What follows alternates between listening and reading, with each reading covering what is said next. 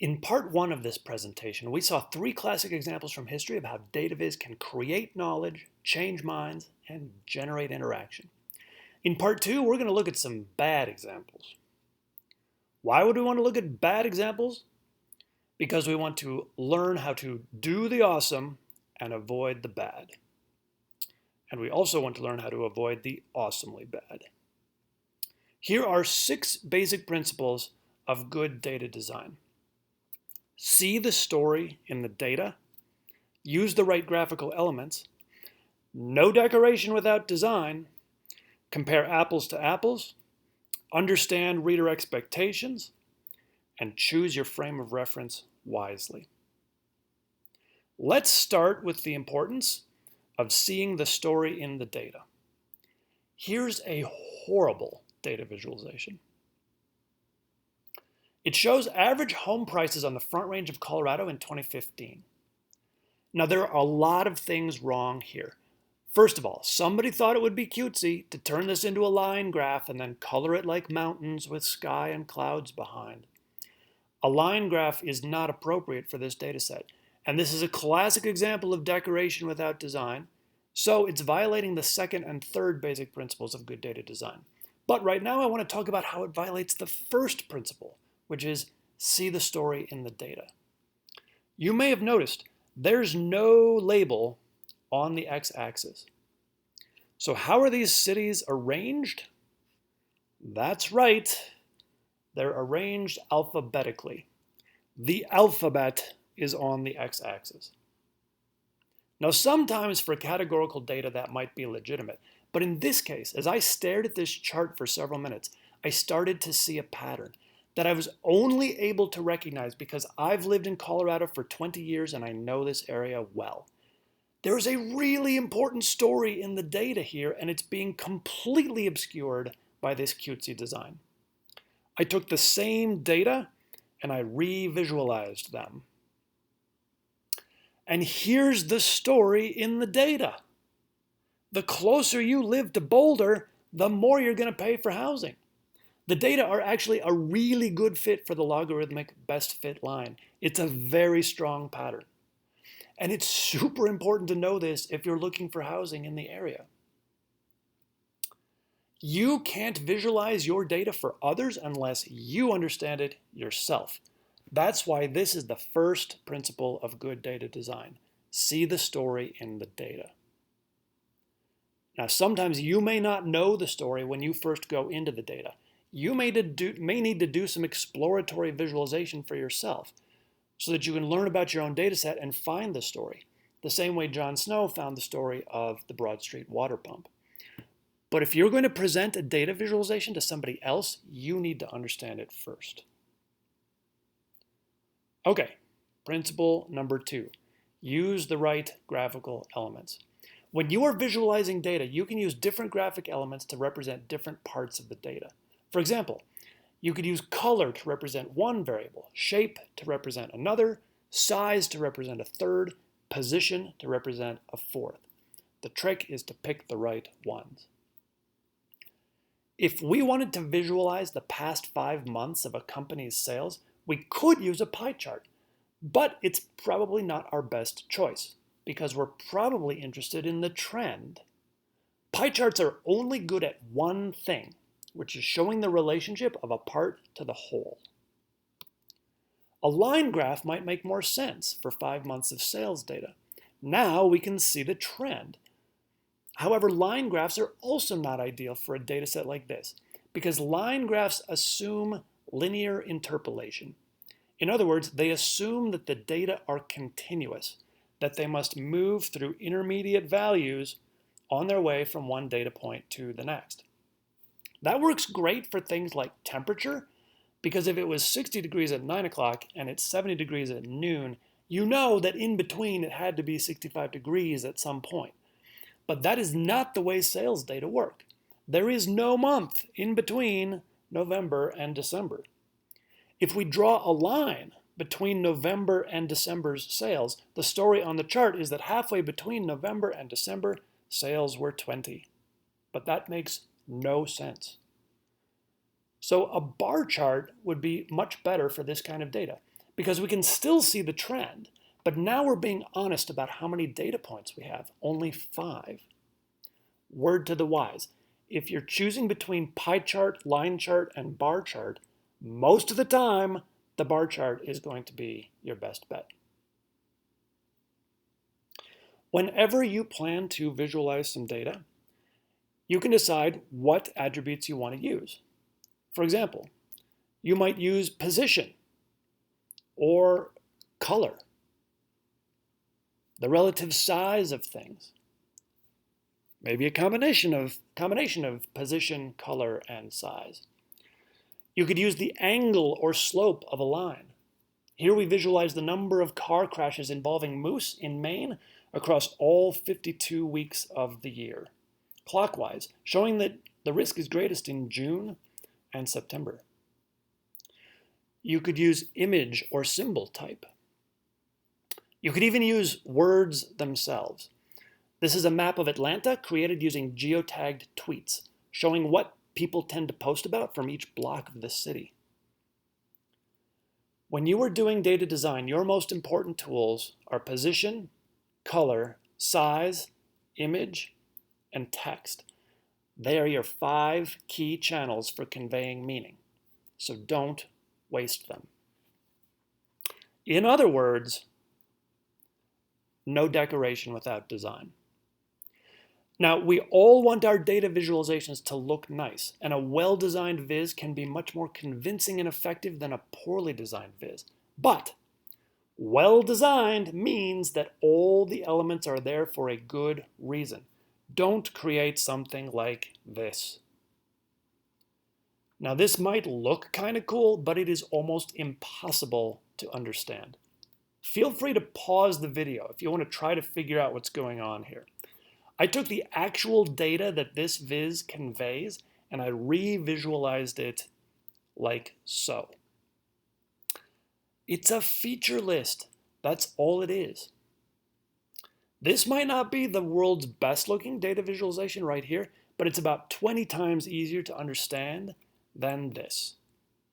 Once again, somebody got busy decorating instead of designing. They wanted to make it look kind of like a circuit board, and in the process, they made it extremely difficult to understand. Also, what in the world are all these little pictures for? Why do we have a pair of glasses to represent software? Why do we have an office chair for internal calls? I'll give you a hint. If your icon needs a label in order to be understood, by definition, it is not an icon. This viz is full of things that give you more to look at without giving you more to learn. That's what makes them decorations instead of designs. Our 4th principle of good data design is compare apples to apples. Here's a deeply problematic chart that compares American public school funding, up here in blue, to standardized test scores, all these flat lines down here. Now, you might think that this chart makes American public schools look pretty bad because we keep spending more and more money for almost no improvement in test scores. And yes, this is adjusted for inflation. It's worth noting that the Cato Institute is a libertarian think tank and that Andrew J. Coulson was deeply invested in promoting school voucher programs. So making public schools look inefficient was his rhetorical purpose here. The problem is money and test scores are apples and oranges. No way do they belong on the same chart. Let's start with the fact that school funding has no upper limit, but NAEP test scores are on a 500-point scale, and average scores for 17-year-olds are around 290, meaning there is no such thing as increasing NAEP test scores by 100%. You cannot do it. You can't get more than a perfect score on the test. Furthermore, standardized test scores aren't linear. Standardized test questions vary in difficulty. Some are easy, meaning almost everybody's going to get those right, and some are hard, meaning almost nobody's going to get those right. What that means is that raising your score by 10 points from 10 to 20 is much, much easier than raising your score the 10 points from 30 to 40, because on average, these questions are harder. Thus, the same numerical improvement keeps getting more and more difficult as you get closer to acing the test. In other words, the scale is nonlinear. Money is a variable that is unlimited and linear. Your first dollar spent is worth the same as your millionth dollar spent, whereas test scores are limited and non-linear. In other words, these are apples and oranges, and putting them on the same chart makes no sense. Our fifth principle of good data design is understand reader expectations. There are certain visual conventions that data designers almost always use. One universal example is that when we're dealing with temperature, red means hot and blue means cold. If you flip the colors so that red means cold, you will confuse the heck out of people. They might think you are actually trying to swindle them, like these people. It's a nearly universal convention that time flows from left to right, but these people have it flowing from right to left. Something similar happened here. This data visualization went viral on Twitter after Reuters published it in 2014 because people thought it was a deliberate attempt to mislead. The chart makes it look like gun deaths in Florida went way down after it passed its stand your ground law. But in fact, gun deaths spiked. The y-axis here is upside down with 0 at the top. On this chart, down means more and up means less, which is not standard convention. Occasionally, savvy designers can get away with intentionally defying audience expectations, but my advice to you is don't attempt that lightly. That brings us to our final principle of good data design. Choose your frame of reference wisely. Frame of reference often means the boundaries of your chart. For example, where does your y-axis start and end? Take a look at these two charts. They show the same data on two different scales. Which one is more honest? That's a tricky question, so let's start here. These two charts tell two very different stories. The chart on the left says that interest rates are increasing, while the chart on the right says they're stable. The truth is, interest rates are increasing, just not by very much. If you're a regular home buyer, this chart on the right might better fit your frame of reference because these tiny differences aren't really going to affect you. But if you're a hedge fund or a billionaire who has millions and millions of dollars in the market, these tiny fluctuations in interest rates might have huge consequences for your money. So you might need the chart on the left. The upshot is these two charts might be equally honest. It's hard to evaluate the honesty of a chart without knowing the appropriate frame of reference, which might change depending on who's looking at the data and what questions they want answered. Some data designers will tell you that in order to be honest, you always need to start your axis at 0. That is simply wrong. And the reason is that a small difference is not necessarily an insignificant difference. Here's a great example. In 2015, the conservative magazine National Review tweeted out this graphic with the caption, "The only climate change chart you need to see." Now, this chart does show the actual data.